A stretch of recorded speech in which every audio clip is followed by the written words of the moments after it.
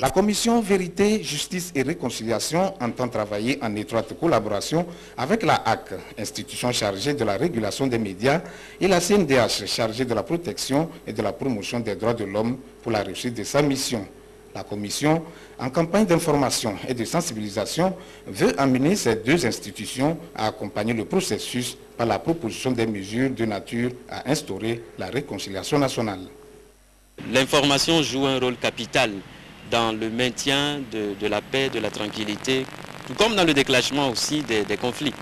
Et nous avons voulu rencontrer la HAC justement à ce propos pour que lors des prochaines élections, avant, pendant et après, la HAC contribue à apaiser le climat social.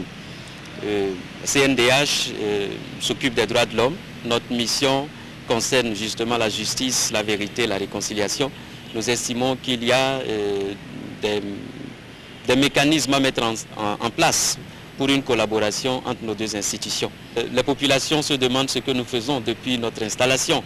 Dans la vie d'une commission Vérité, Justice et Réconciliation, il y a nécessairement une étape préparatoire qui va de 3 à 5 mois.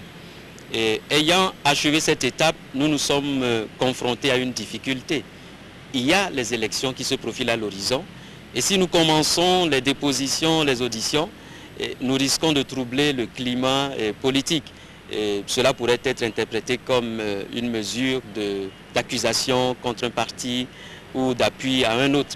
Cela nous a amené à différer le début des dépositions des auditions. Et entre-temps, nous avons jugé opportun de mener cette campagne de sensibilisation d'abord pour mieux expliquer ce en quoi consiste notre mission, et indiquer aussi les étapes que nous allons franchir. Après la chefferie traditionnelle, la commission Vérité, Justice et Réconciliation poursuit ainsi sa campagne de sensibilisation et d'information avec les institutions de l'État. Le président de la commission, Monseigneur Nicodème Bariga, a exhorté chaque acteur sociopolitique à mettre du sien afin que les élections présidentielles de 2010 soient transparentes, libres, démocratiques et exemptes de violence, conditions favorables pour instaurer la réconciliation nationale.